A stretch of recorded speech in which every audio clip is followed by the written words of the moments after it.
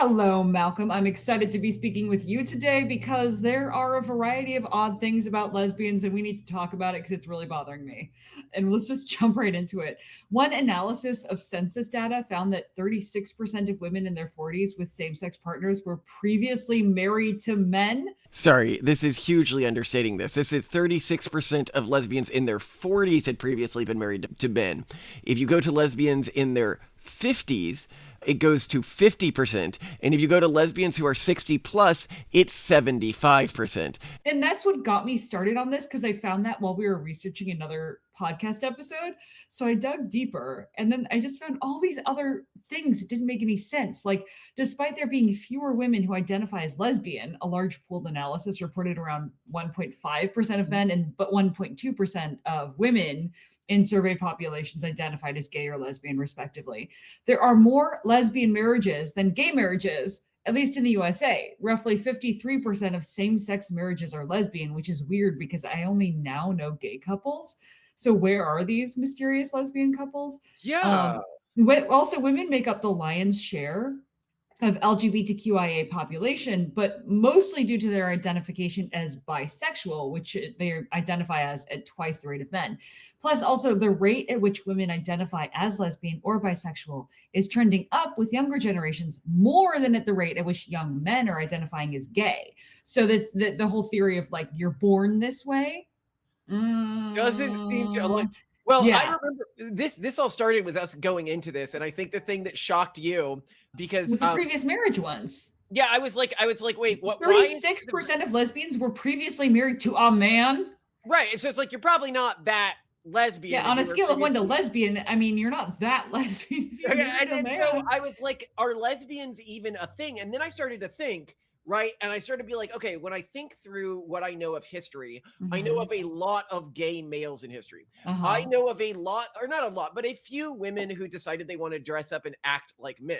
But in terms of explicitly lesbian women, I actually couldn't think of. We're going to go into it, actually. Yeah, we're going to start off with the history. Sappho, by the way, probably not a lesbian. Which we're also going to go into that. But yeah. I set you on this path. I was like, Simone, look at that, because this could be like, is there actually a cross-cultural argument for lesbianism being real? Well, yeah, and I looked and I'm like, oh my God, are lesbians fake news? Are lesbians a farce, a smokescreen, a complete fever dream of men who like the idea of women kissing? I mean, what is this? I mean, there are also other weird things though that I want to talk with you about that, like, I don't know how they fit into the narrative. Like, the percentage of lesbians among professional athletes is significantly higher than the percentage in the general population. So 30 to 38% of WNBA players are openly lesbian or in same-sex relationships, which is 15 to 30 times higher than the general population. That's an easy answer. Okay, why?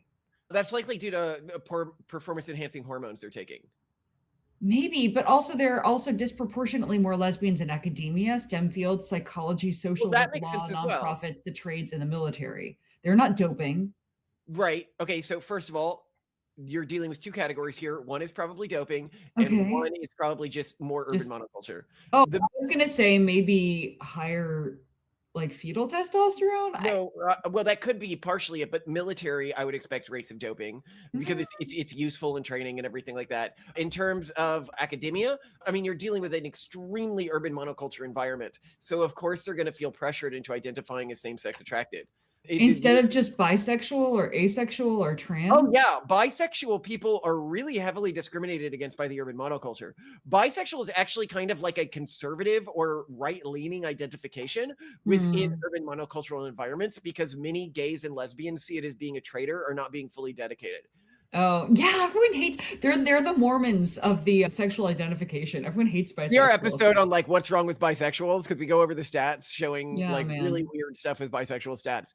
But that all makes sense. That's not a mystery to me. Well, then let's go to the history. Okay. Let's start with the history because that also I'm like, oh my God, you're right. And like but yeah, let's just start at the very beginning. Very good place to start. People claim that Sappho was a lesbian, meaning a woman whose primary erotic and romantic attractions were to other women, based on the strongest available historical evidence, her own surviving poetry. And that sounds very compelling on the surface of it, like, right? Oh, okay, just look at what she wrote and the proof. And it's argued that her poems, which were written from around 630 to 570 BCE on the island of Lesbos, lesbians, wah, provide clear, direct expressions of intense desire for women. Okay, that's what I'd always been told. So I'm like, okay, let's actually look at it. The problem is that if her own surviving poetry is the evidence, she's no more a lesbian than like modern male songwriters who write for female artists, or like right-wing bodybuilder appreciators who are not gay. Like you can write about the female form or about women and not go over the lines, because they're not that. And this is where I directed Simone first, because this is actually really telling. If our entire nomenclature around the term, that we could not find a single real historic lesbian, that both the term lesbian and the term sapphic come from one person who wasn't even same-sex attracted. Yeah. What that means, I mean, I think that really highlights how farcical the entire downstream of this is. Yeah. Just a little bit of context, though, I think it's important because I hadn't known this. Most scholars think that her primary audience was other women in her own elite social circle, especially young unmarried women who she taught and led in song. And her poems were composed to be performed aloud with music, often in small aristocratic female like circles, sort of like her rich socialite friends, or at religious occasions, maybe for female deities, and at events like weddings. So in other words, she was like a micro Taylor Swift. And so just think about that as you're hearing some of these you could say song lyrics. And that's, I think that context is important. So in one of her most famous poems, the speaker, the person like saying the words, describes overwhelming physical symptoms of desire, like trembling and sweating and feeling near death, while watching a woman sitting with a man.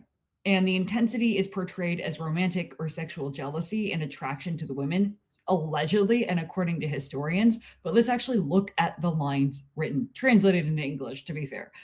That man seems to me to be equal to the gods, who is sitting opposite you and hears you nearby, speaking sweetly and laughing delightfully, which indeed makes my heart flutter in my breast. For when I look at you, even for a short time, it is no longer possible for me to speak, but it is as if my tongue is broken, and immediately a subtle fire has run over my skin. I cannot see anything with my eyes, and my ears are buzzing. A cold sweat comes over me, trembling, seizes me all over. I am paler than the grass. I seem nearly to have died, but everything must be dared/endured, since then it sort of breaks off because, they have fragments of poems, but not the whole thing. The other important thing to remember about this poem is that there is no reason to believe that the person who's supposed to be saying these words about the person is Sappho herself. That is just not the way poems were written during this period of history, or this ancient Greece. It would have been a play. And the character that is speaking in the play is a bride-to-be. She's looking at her husband talking to somebody else. That is something we know about this poem. So it's basically about a bride's jealousy, and that's supposed to be relatable to other women, which seems a lot more relatable than assuming all the other women in her social network are also secretly gay. Like, even if she was gay, this isn't the way she would show it. To drive that home, one of the mainstream historical interpretations of this particular line is that it's actually sung by a chorus to sort of highlight that this woman is ready for marriage and excited to be married. That's what apparently is going on in this. Though the first time I read this without any context, I thought it was a poem about a girl observing romantic competition, because it starts out with the framing of this person talking to a godlike man. And when I think in the context of her singing to or reading this to a young unmarried female audience, this is the kind of stuff that they relate to. Like, all of their close friends are women, and they may like have crushes on guys or think about getting married someday, but most of the contextual mooring points they have are women. So it's a lot easier to relate to poetry like this, I would imagine. But that's just my interpretation. Well, it's not your interpretation. I think it's a better, it's a more likely interpretation from the text that we have in other Greek poems of this period than is the interpretation that she is actually lusting after the woman. It starts with a discussion of the man is godlike, like this man is perfect. He's and hot. then she starts describing the competition. Yeah. Right? Like the And I had experiences like this, like as a young girl, and watch, people are going to be like, yeah, confirmed, Simone's a lesbian now.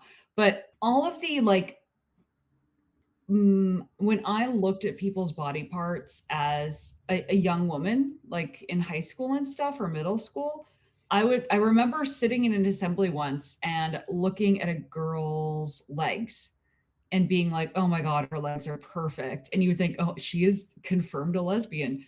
I really wanted to have her legs because she shaved her legs and I was not allowed to shave my legs. My mom didn't want me to shave my legs and I hated my legs and my legs were dry. But I just like, I was jealous of her. I wanted to have a body like hers because I wanted to be coveted and pretty. And I think that an outsider will see something like that or see like someone's diary entry about that or their poetry about that and think, from a male's perspective, like from the male mind, that like, oh, you're looking at this, you're obsessing over this, you're getting stressed and emotional over it. That means you want to bang it.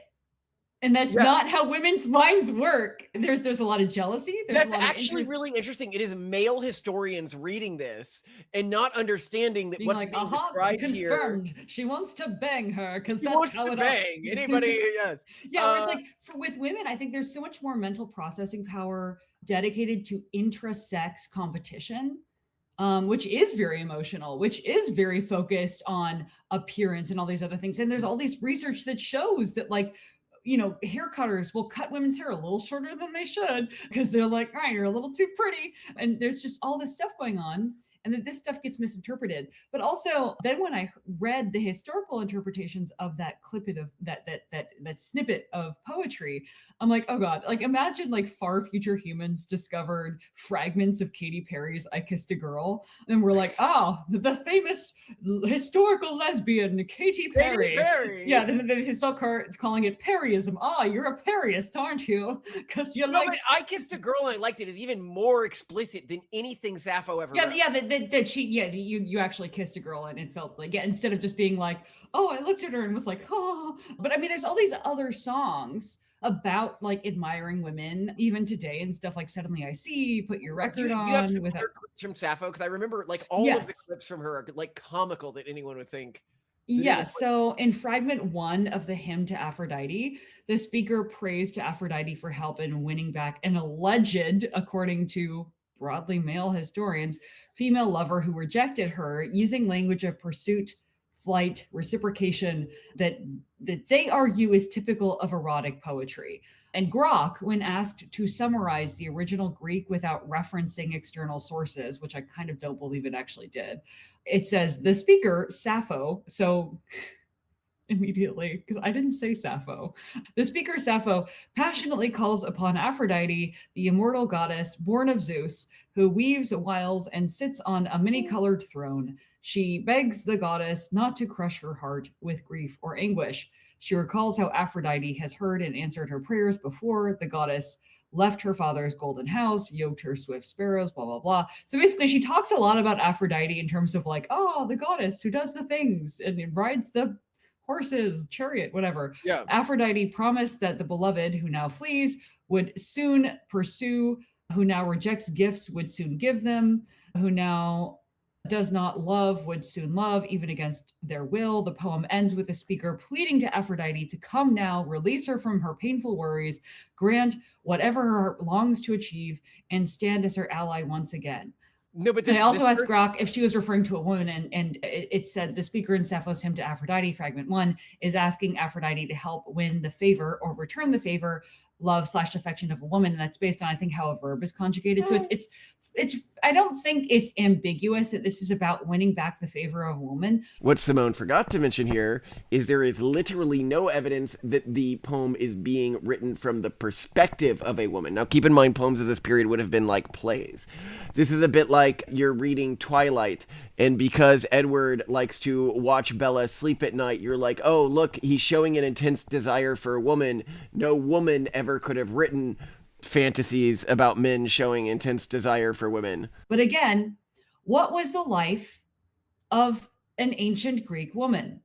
The life of an ancient Greek woman was one in which she was isolated from the rest of society, not hanging out with dudes, Yeah, so this is actually This is like being in like a private Catholic girls' school, and the mean girl is rejecting you, and you want Heather to not be mean to you anymore and to let her back into the clique. And then you have Pink Thursdays and you wear your scrunchies together and she's not being nice to you. And you want to be the queen bee. And that's kind of what I read from that. But again, like, so it's important to note here that Greek women of this period would not have been allowed to talk to men other than their husbands. yeah. They were not allowed to talk to anyone other than their small social circle of women. Men weren't, I don't think men were like more like jobs than romantic interests. Yeah. Your fun gossip and relationships and romance, really, like in terms of like the drama, would be with other women because you didn't have any other choices. Well, you also have the scandal if you're going too overboard in a song about a man who's not your husband. Which is one of the outlets that you need to consider in terms of how she's structuring this stuff. Yeah. So if she's talking about lusting after somebody and that person is not her husband and she is a woman, that could lead to very, very negative consequences within Greek society of this period. Yeah. Yeah. And I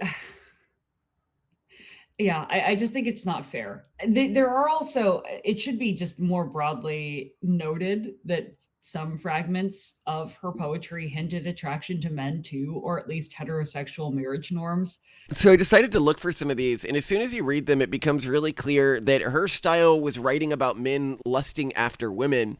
So these other poems make a lot of sense as potentially being from men lusting over women. So here's some example. Here's a metaphor for a bride's unattainable beauty. Like the sweet apple which reddens upon the topmost brow, atop on the topmost twig, which the apple pickers forgot, or rather did not forget, but could not reach. And then this is her talking about a guy coming in the room on their wedding night. Raise high the roof beam, carpenters, Hamisius. Like Ares comes the bridegroom, taller far than a tall man, Hamisius. I love that, just like tall, so tall that he's taller than a tall man. And then, blessed bridegroom, your marriage has been fulfilled as you prayed. You have the girl you prayed for. Your form is graceful, eyes soft, and love flows over your alluring face. Aphrodite has honored you astoundingly. To what, dear bridegroom, and this is a separate one, can I fairly compare you? I can best compare you to a slender shoot. So some historians are like, oh, they were straight washing her. I really don't know. Part of me, I just don't think that there's definitive evidence that this was a lesbian. At best, she was bisexual, but I think more we're misinterpreting the social norms of a very different time. And like maybe if we looked at more what it's like for extremely conservative, cloistered Muslim women today, it would give us a better understanding of the female experience with romance and other women, closer to what Sappho would have experienced and grown up with. So I think she's kind of understating here how common these rumors were. One of the most enduring rumors was that Sappho fell helplessly in love with a young ferryman named Fawn, pursued him obsessively, and when rejected, committed unaliving by leaping from the Leucas cliff to the sea.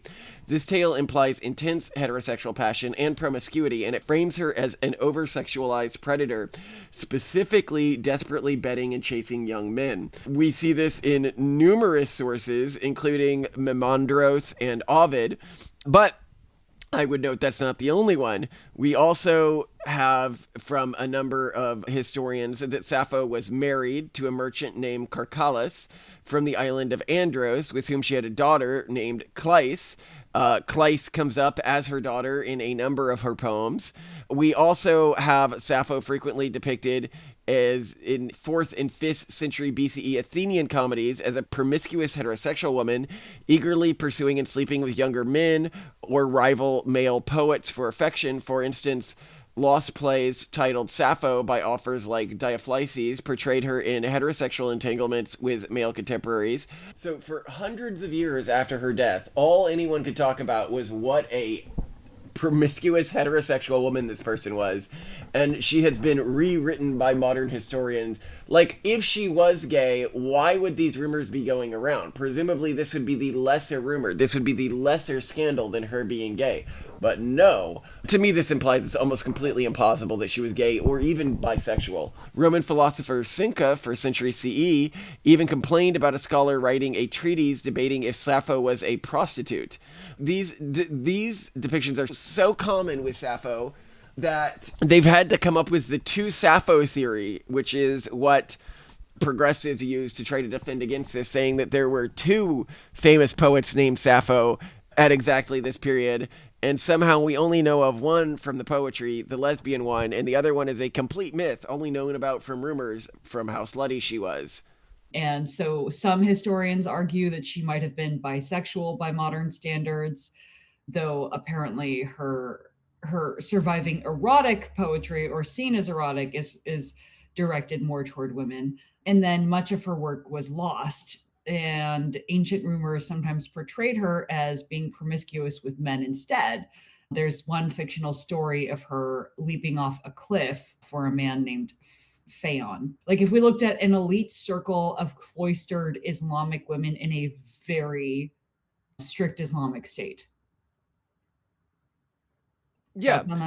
Well, I think that what we know from the period is that people of the period, like, we do have works that show that she was talking about potentially lusting after things, sort of like general song stuff you would expect today, was in this context. But we know from the rumors about her life from the period, and we have very little of her surviving poetry, that other people thought she was a slut, right? Like, for men.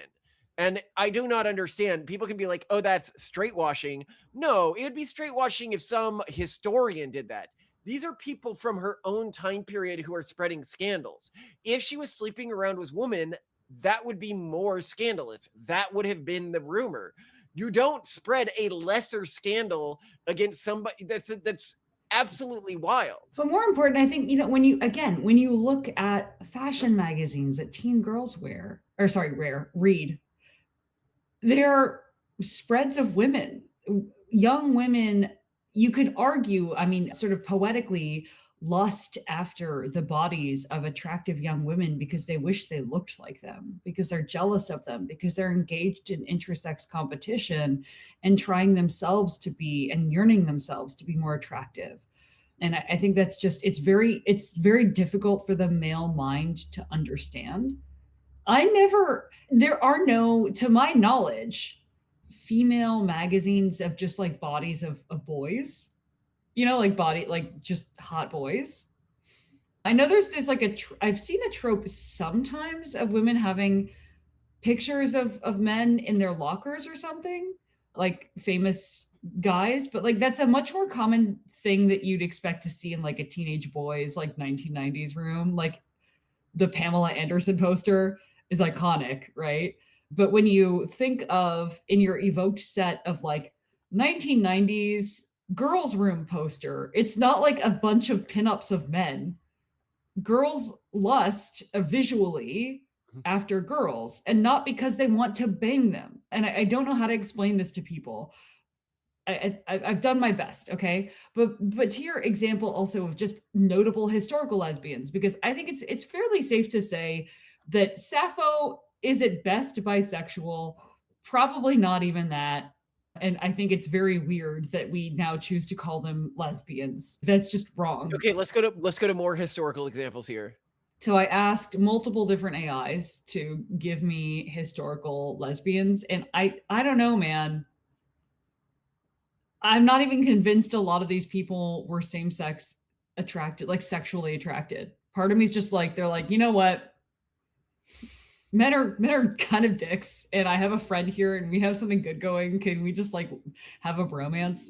And there's no Which word. is what most lesbians seem to be today. If I'm gonna be honest. There's no word for, and I'm going to get to that. Trust me, Malcolm. There's no word for bromance that's for women. Did you know that? Like, did you think about that? Like, why are we allowed to have a bromance where like it's just two guys who are like Sean and Gus, right? Like they're great friends. Oh, but when two women hang out all the time and it's just them and they have a lot of fun, oh, they're lesbians. No, okay, I bet they're doing some weird stuff at night. It really bothers me. The term is homance. Oh. Can we make that a thing? The beautiful homance. Oh, okay, so there's allegedly Anne Lister, who lived from 1791 to 1840, she is known as the first modern lesbian. She was an English landowner and diarist who wrote extensive decoded diaries detailing her sexual relationships with multiple women, using terms like kiss for sex. Her most notable long-term partnership was with Anne Walker, and they took communion together at a commitment ceremony in 1834, which was often referred to as one of the earliest lesbian weddings. And they lived together at Shipton Hall until Lister's death. That sounds, if she wrote about kissing women, I'm going to give her that. I'm going to say she probably was a lesbian. So we have a strong start here. What do you think? I don't. No, you don't buy it? There's also like the gay men we have in history. When we have gay men in history, they're constantly thirsting over men. Yeah. They're constantly sleeping with man after man after man. It's not a guy who got jilted and is just like, I'm done with women. I'm gonna live alone with this guy. This sounds more like a spinster, and I think a lot of people do not understand what it was like to be a spinster in this period, what it was like if you did not find a partner in this period. Well, it sounds like she was independently wealthy, so she had the luxury of choosing who she wanted to spend her life with in terms of companionship. If you were a spinster, otherwise, no, hold on. You don't necessarily, if you're over a certain age, doesn't matter if you're independently wealthy. Often, you do not get to choose the partner that you want unless you're choosing a woman. Oh, sure, yeah, no, definitely. Like you couldn't cohabitate with a man. My argument was typically you don't get to choose who you live with because you are like shoved off to be a caretaker for some member of your family who will then house you. That's what typically happened with spinsters in England, like around this time period. But then there are the ladies of Llangollen. There's Eleanor Butler, who lived from 1739 to 1829, with Sarah Ponsonby, 1755 to 1831. They're two Irish women who eloped together in the late 18th century, lived as a devoted couple in Wales for over 50 years in a shared home, and were celebrated and sometimes scandalized in their time as inseparable romantic partners who rejected heterosexual marriage. To me, they just sound like two asexual women, like cat ladies. Cute. But I'm not getting like ravenously sexually attracted to each other. Jane Addams, 1860 to 1935, the American Nobel Peace Prize winning social reformer and founder of Hull House, had a primary, decades-long romantic partnership with Mary Rosett Smith. They lived together for about 40 years, exchanged daily affectionate letters with endearments like dearest one and expressions of lifelong commitment, and were viewed by contemporaries as a married couple in all but legal name. That sounds like a homance. Radclyffe Hall, the English novelist, author of groundbreaking lesbian novel. One, not very horny, by the way. Who? Dearest one is not a very horny confession. Oh, dearest one, yeah, not hot cheeks. Oh, who's the person who talked about like being farted on? That was wonderful. That was with the guy who wrote those Irish stories that are considered like super inscrutable and hard to read. Can't remember, but yeah, it's not like people lacked the vocabulary or were too proper to like let it be known when they had fun sexually with each other. That was not James Joyce. God bless you, sir.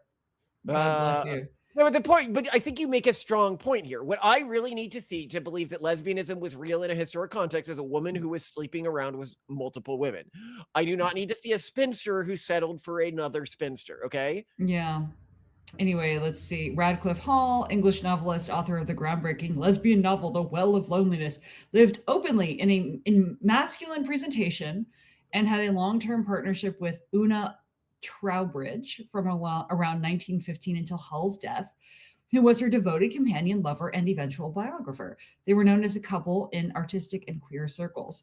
I mean, we've got a little bit of trans in there, so that's what makes them trans? Well, she had openly masculine presentation. That's not that's being a butch lesbian in today's context. I guess. I know. I don't know. I don't honestly, I don't care that much, but it didn't sound like this was a ravenous sexual relationship, but maybe it was. It doesn't sound like a ravenous. It sounds like people who are settling. And we need to point out that there is a big difference between settling and being deeply attracted to the same sex. That men in history, when we see gay men in history, they are clearly ravenously attracted to the same sex.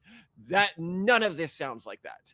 Yeah, including, which I didn't know this, Sally Ride, 1951 to 2012, the first American woman in space, had a 27-year romantic and domestic partnership with Tam O'Shaughnessy, her childhood friend, business partner, and co-author. They sound like BFFs.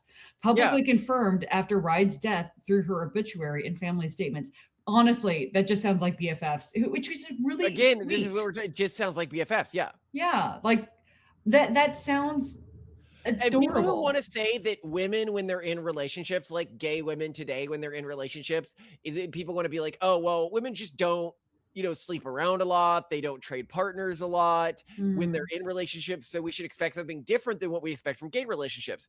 And I'm going to be like, that is true to an extent, but where you're wrong is female lesbian relationships are actually shorter than gay relationships, much more likely to end in divorce. This is where the concept of the U-Haul wife comes from. If these historic relationships were analogous to modern lesbian relationships, we would expect them to have multiple partners. That is not what we're seeing here.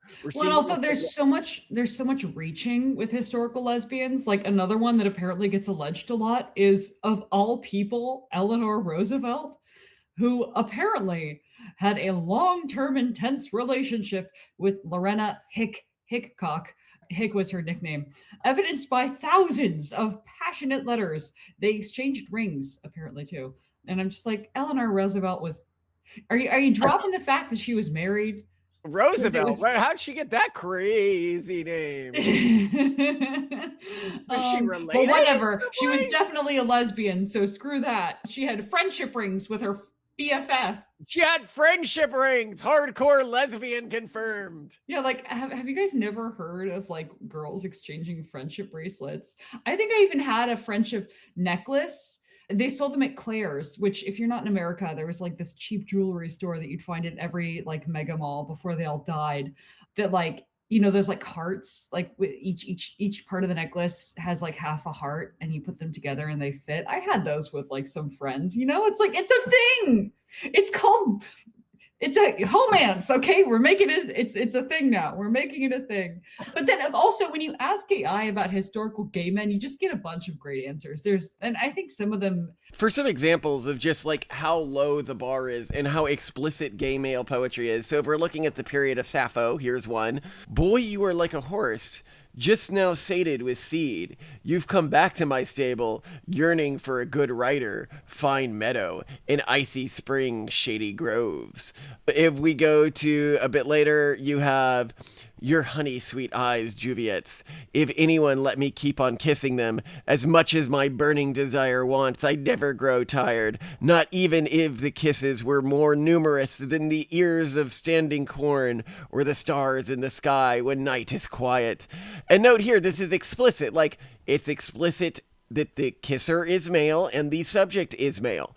Here you have another one. If you love boys and slender-limbed graces please you, and the sweet bloom of youth in its pride, then don't be so slow to kiss the lovely boy, for the rose too fades when its season passes.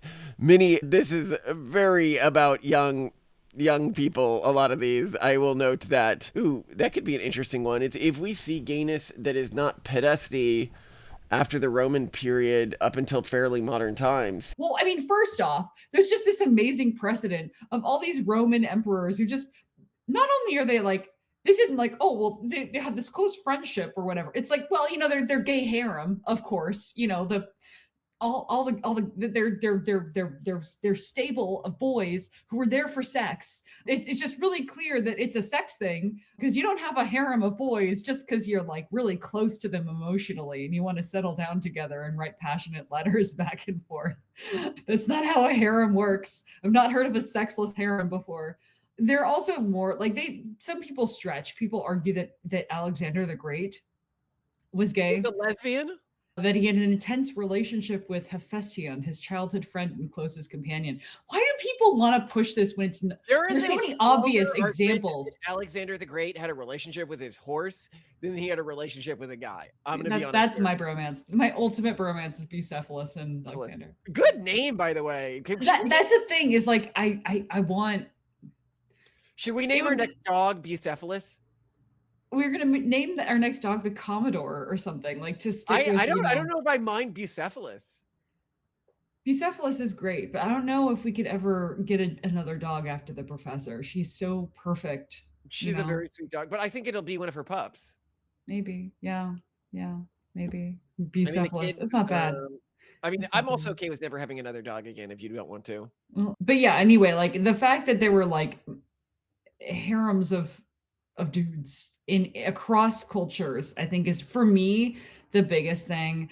But people also point to prominent, both I think very alleged, like Edward II. I don't know. They say that he had a devoted decades-long relationship with Piers Gaveston, his favorite and possible lover.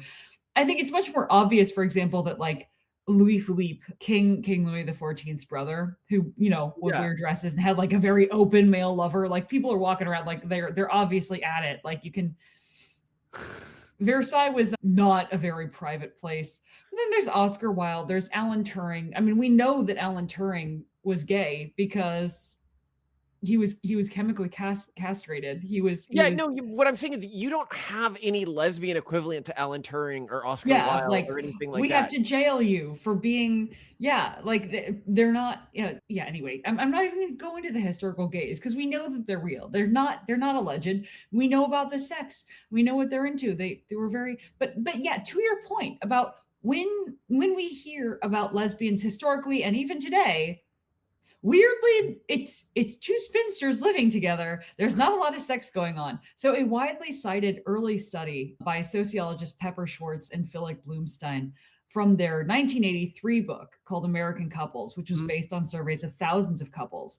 So this is, by the way, in the 80s when, you know, people weren't as like, I would say like prolific and like super into their LGBT whatever sex. They found notable differences in rates of sex, particularly in the early stages of relationships.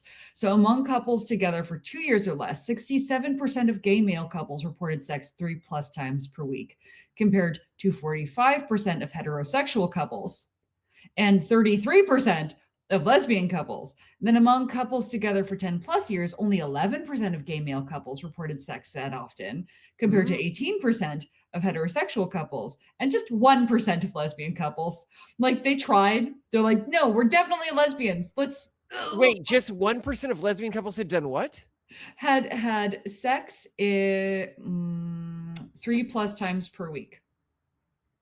So basically they just weren't having sex 3+ times per week. The pattern has been replicated in subsequent research though. So reviews and summaries, including from sources like the Encyclopedia of Human Relationships and various journal articles, indicate that on average, lesbian couples report the lowest sexual frequency among couple types. So gay males have the most, because if you want to have fun and hedonism max, you should be a gay male.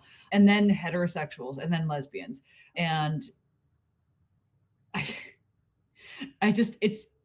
think that's one of the most damning things. One of the most recent analyses, which was from the 2010s onward, so this isn't just an 80s thing, confirmed that lesbian couples tend to have sex less often.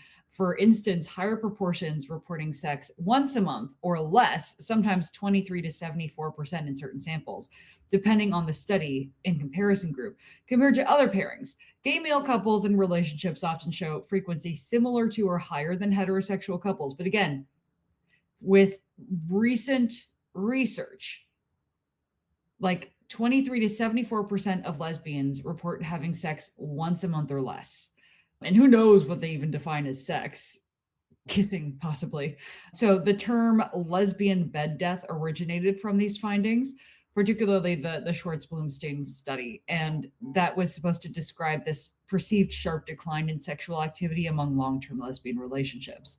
So there's a lot of, what's interesting is that when I asked a couple different, like Grok and Perplexity, about this and about the research, it's very clear from all the like data they're scraping for these research summaries that most of the articles that write about them are also like, oh, but lesbians are real. Because actually this shows up was different because lesbians have longer duration sexual encounters, but that wouldn't affect the freaking reporting. What? Like, I love that. What? Do they only have sex once a month because it just takes them 5 hours every time they do it? No. Come on, guys. They also like, no, but it's because of higher rates of orgasm during sex. No. Oh, so you need a think certain number gays of aren't having orgasms during sex? something. You think they're not? You think they're not coming?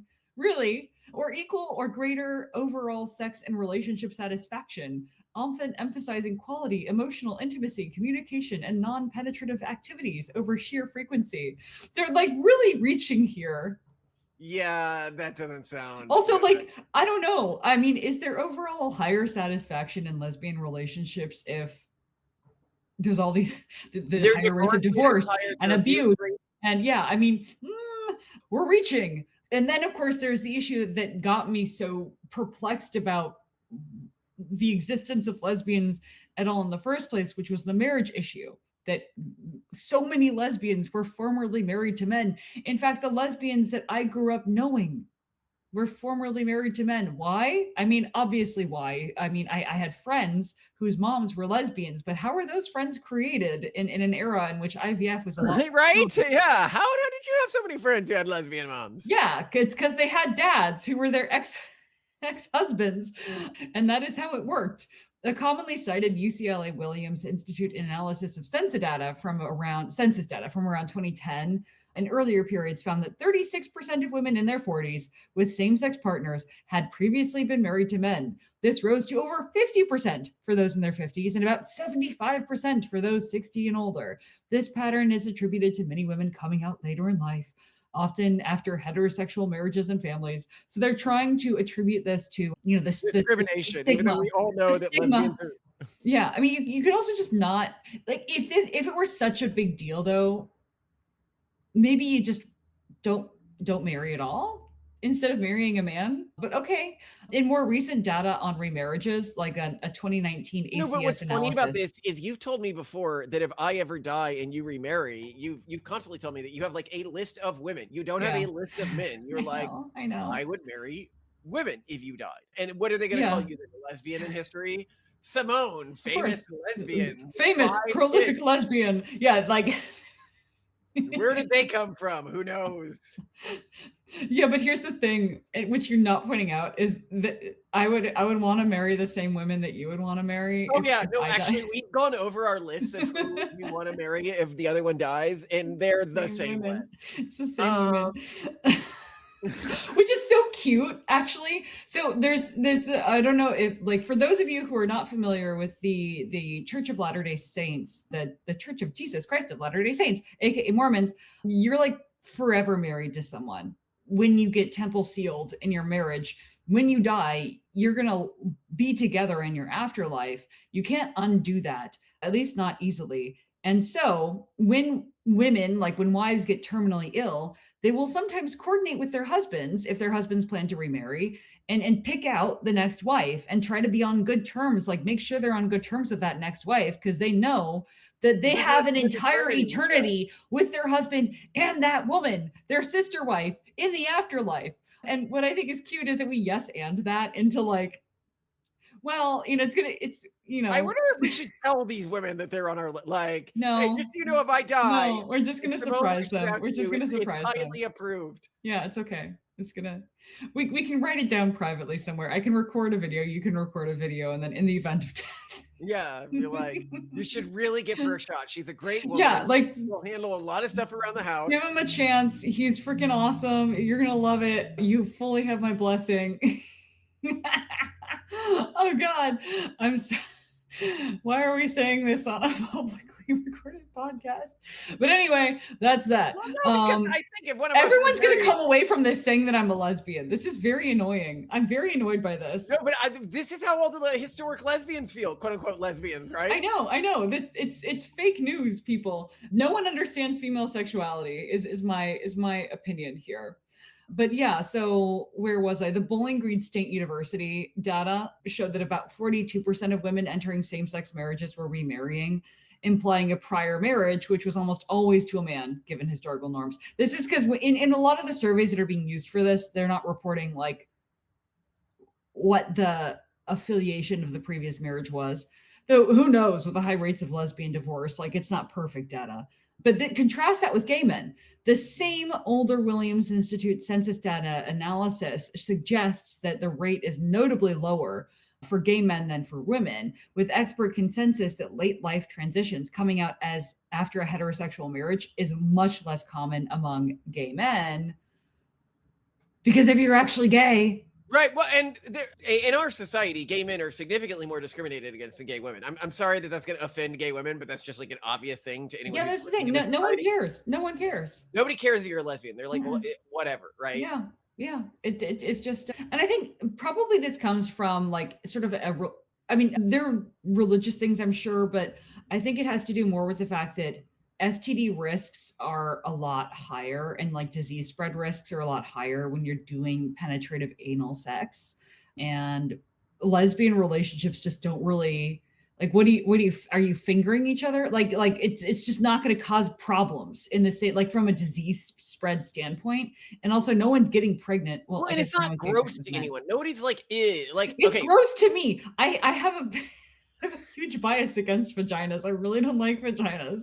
So I really don't like. But these women aren't having sex, so you don't need to worry about I know, it's a huge relief. This is how bad, this is how angry I am about, like, we had at one point a lesbian like film director here who was like interviewing us and everything. And she's like, yeah, like I'm getting strong lesbian vibes from you. And I'm like, I know, but like, lesbians aren't real. I didn't say that to her, but it's true. Like a cottagecore woman with Doc Martens is kind of giving something.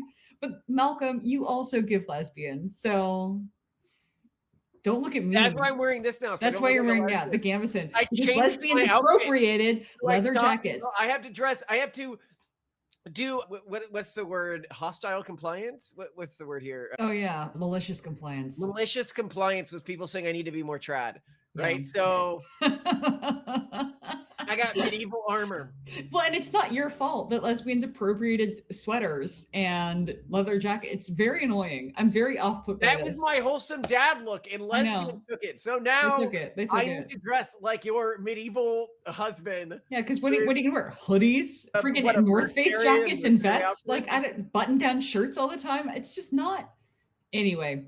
So approximately 53% of US same-sex marriages are between women, lesbians. I don't get this. Where are all the lesbians? Is it that gay men aren't marrying as much? I couldn't really find this out. So if someone has good sources of additional data, please let me know in the comments. The slight female majority has been consistent. So this is a very consistent thing that slightly more same-sex marriages are female, and I just don't get it. Earlier census and ACS-based analyses, like from 2021 data, showed similar patterns. The same-sex married couples skewed female, like from 52 to 55%. What do you think is going on there? Mm-hmm. Like also from 2019 onward, marriages of same-sex couples were about 55% female-female. What's going on? I mean, they remarry over and over again. If you look at divorce rates, this would explain this. Gay men get married and they stay married. Gay women get married every year. So it's the divorce rate. That's what I'm missing. Okay, that solves it. Okay, country differences. So weirdly, there are more lesbian couples in the USA than gay couples, right? But like as of mid-2025, there are an estimated 823,000 married same-sex couples in the US, with 53% being female couples. So again, just by volume, Malcolm, not by the number of marriages in the year 2019. Okay. So, I mean, I think that, there's a portion of the gay community that just likes partying. I'm going to be honest. And that's not with lesbians. Just doesn't want to marry. No, I mean, I think a big portion of the lesbian community is still just spinsters. Like the fact that lesbian is normalized, the concept of political lesbian, and nobody ever normalized the concept of the political gay man. That was never a thing. No one ever did that, right? The gays didn't need to do that. When they normalized the idea of the political lesbian, this is the lesbian who sleeps with women for political reasons and not because she's actually more attracted to women. Yeah. The fact that the LGBT community didn't immediately freak out and say, this is super homophobic as a concept. This implies you're not born this way. This implies it's a choice. The very fact that didn't happen, to me, shows they all know. Oh, yeah. Okay. They would have freaked out and they didn't all know. This was happening during the height of Born This Way, right? And they did not fight against it. The fact that political lesbians happened during the height of Born This Way implies to me that everyone in the community basically knew what was up. Well, I really think that there's also, at least I would say, weak evidence for this being a highly cultural thing, like basically political lesbianism being the vast majority of lesbianism. And I should say, like, I don't want to deny the fact that I do think that we know for a fact, just from like the survey data and the research data that we pulled when doing the Pragmatist Guide to Sexuality, that there are 100% women who both have high sex drives and are very attracted to things like vaginas. They're out there. I'm not denying that. I just think that they're rare. They're very rare. Yeah, they're not like an average tendency. They're not. So let's look at that. So globally, and this is from Ipsos averages across 20 to 30 countries, ranging from 2021 to 2025, approximately 1% of women identify as lesbian or homosexual, compared to about 4% of men as gay or homosexual. Women are more likely to identify as bisexual. That's often 2 to 5% or more, which leads to overall higher LGBTQ rates among women. So I think that comes down to the very fundamental thing that we've pointed out again and again in our podcast, and first on the Pragmatist Guide to Sexuality, our book on sexuality, which is that women are not, their sexual axis of interest is not related to primary or secondary characteristics. It's related to power dynamics and resources. When you look at romance novels, when you look at what women are into, it is money and power and dominance, and not like, the various things. In fact, when you read language in romance novels and stuff, they don't like describe how the penis looks. It's not like, and it was circumcised and it was this long, it's like, no, it's just, and they always use euphemisms, or just, my favorite was when you were walking around the store and there were various books about, what men and women want and everything, like, like the romance books. And Simone saw one that was her favorite, and the image was just a money clip. There was nothing else. No guy, no anything else. It's just man. I know what you're here for. Straight to the cum shot for women. The money clip. Oh, I'm sorry, Tex. Just anyway, in the US, and the most detailed data and for the US is via Gallup, lesbian identification is around 1.4%. So that's much higher than the global average of 1%. Already, I think, a little bit of a red flag. And then it translates to roughly 1 to 2% of women, since around 15% of LGBTQ plus identifying adults are lesbian. And women dominate LGBTQ plus identification due to their bisexuality. In cross-country direct comparisons for lesbian, bisexuality thing, I think, is also a smoking gun here. Oh, if it turns out that all women can basically choose to sleep with whoever they want, right? Like, if it turns out that or they just don't care. Yeah, that lesbianism isn't a thing because women fundamentally don't care that much. They care more about dominance. As we found in our research on this, what that would mean is that any straight woman who wants to can identify as bisexual in the same way that any bisexual who wants to can identify as a lesbian. Yeah. Basically, continue. Yeah, women don't care. And again, this is due to, if we want to take the, woke way of wording this or describing it, this is due to a very patriarchal body of research around sexuality. This is men looking at sex through a male lens. What she's pointing out here is that if the field of sex research, if the field of historic research, like if women had looked at those Sappho poems, they wouldn't have thought, oh, she's the raging lesbian. They'd be like, oh, I remember feeling this way. Yeah. If women were looking at arousal patterns, what we point out in our book is that the average woman cares more about dominance or submission in terms of her arousal pathways than she cares about the gender display pathways that her partner is presenting. Well, it'd be we're maybe like a year from being able to do this. We could do an analysis of romance novels, like using AI, and we could ask, how many words are devoted to talking about the level of power and resources of the main male love interest versus his physical characteristics or sex acts.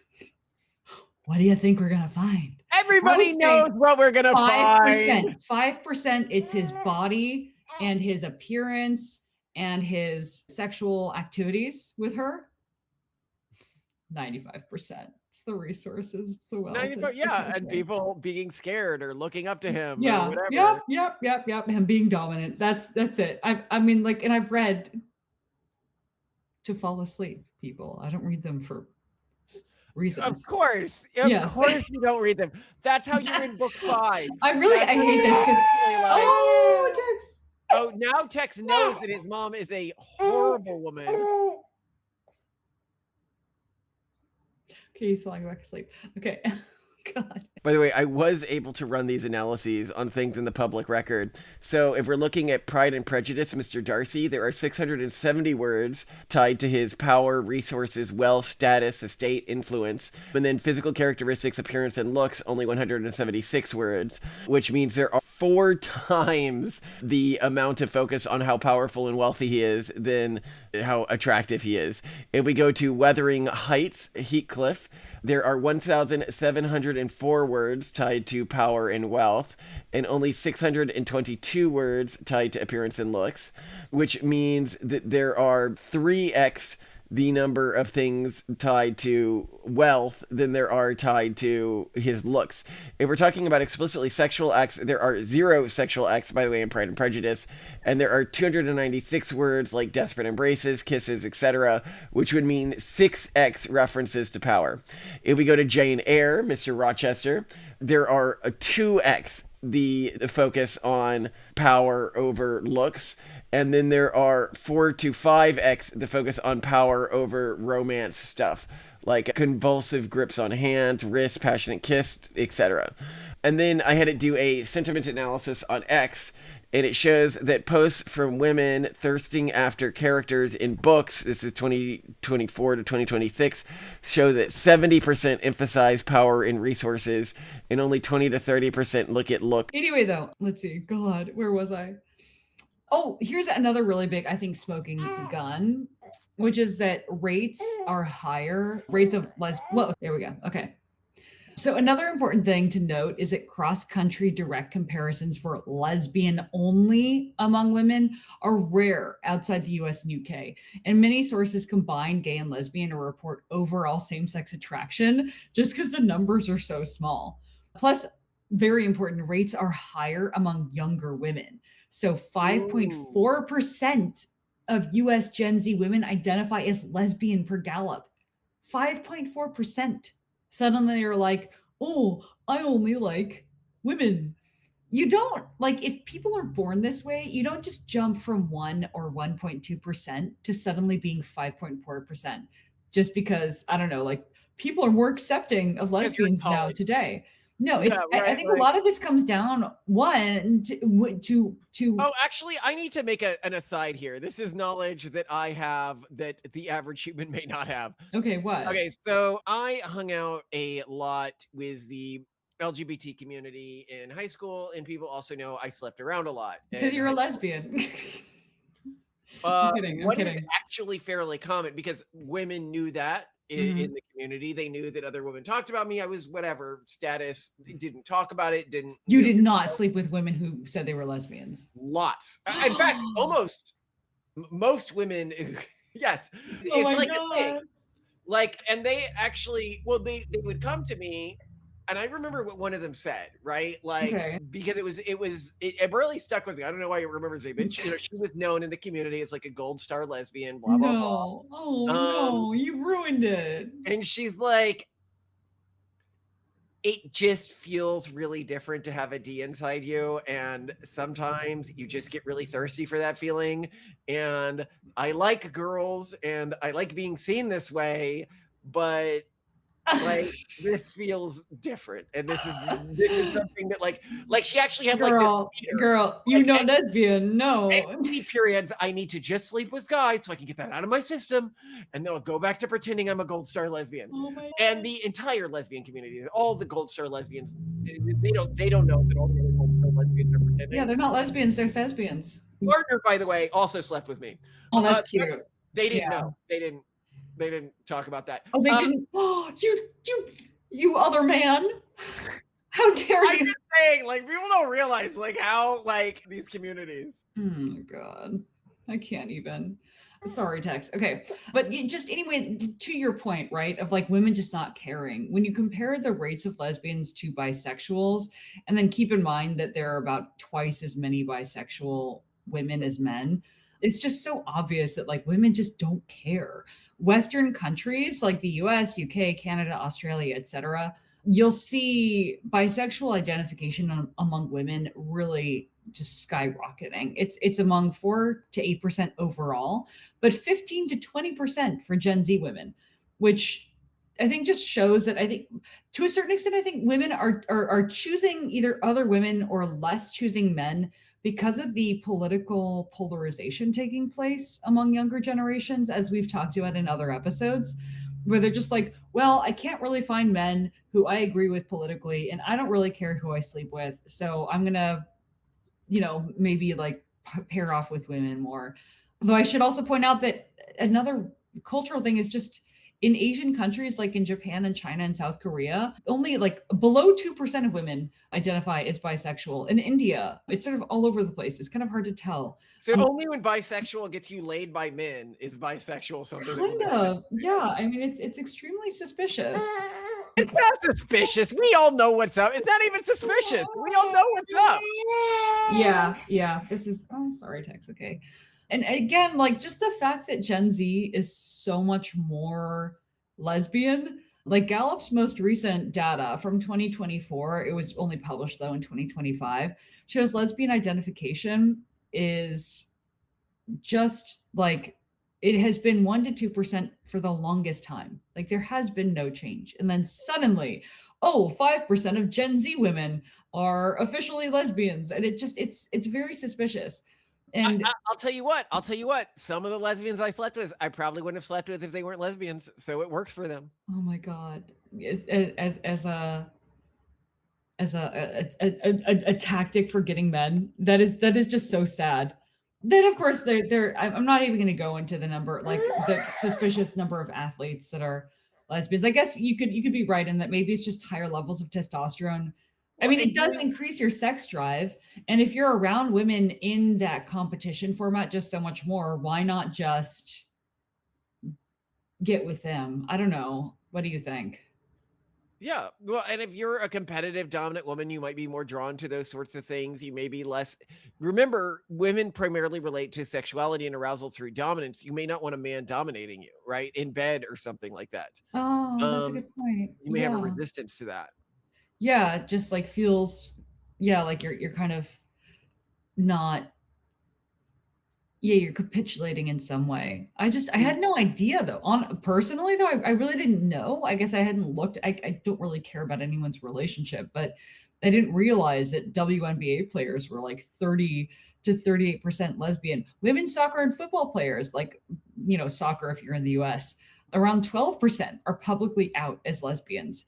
Among the Olympic elite athletes, around like 9 to 1 are it's crazy. And even in like ice hockey, reports indicate around 15% or more of ice hockey players are openly queer or lesbian. So I don't know. I think it's interesting. It could just be that it's like female only spaces may disproportionately attract women who just want. I mean, that'd be really easy if you're on a team and everyone's attracted to everyone else on the team. Like that just would it'd be great.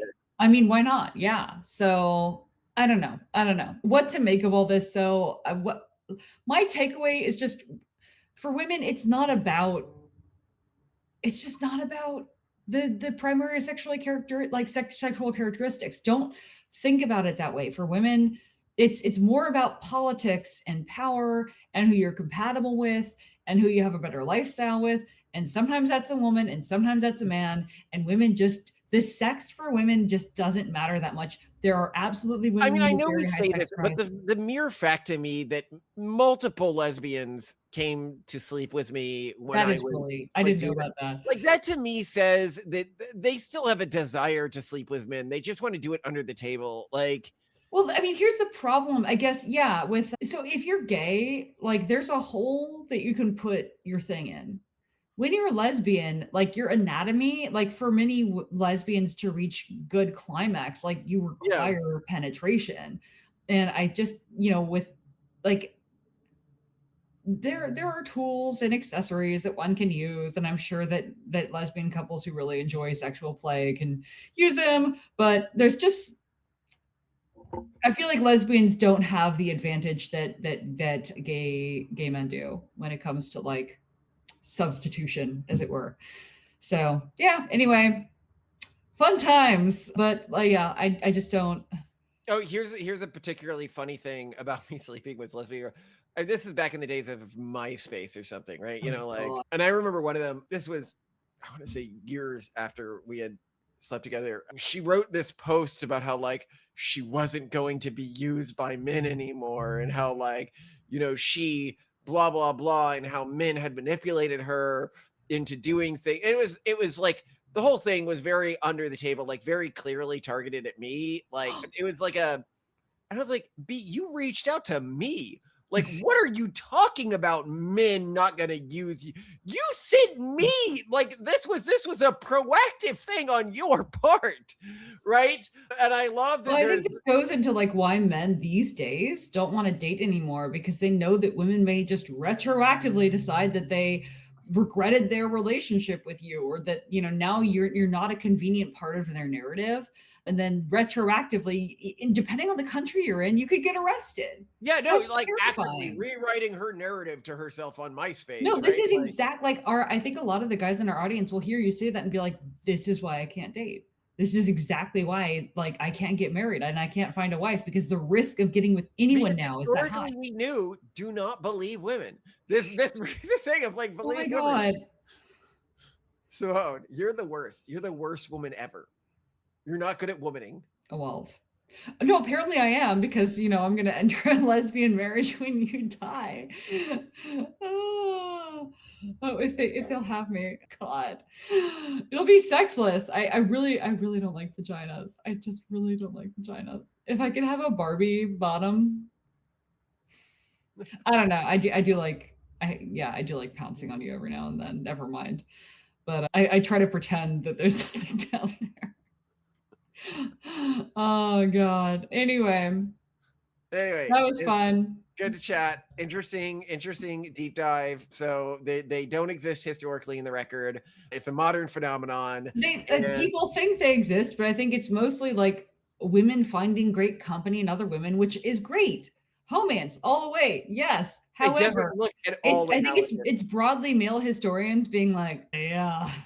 Like, no, leering at them. Honestly misogynistic that we even see lesbianism in the historical record.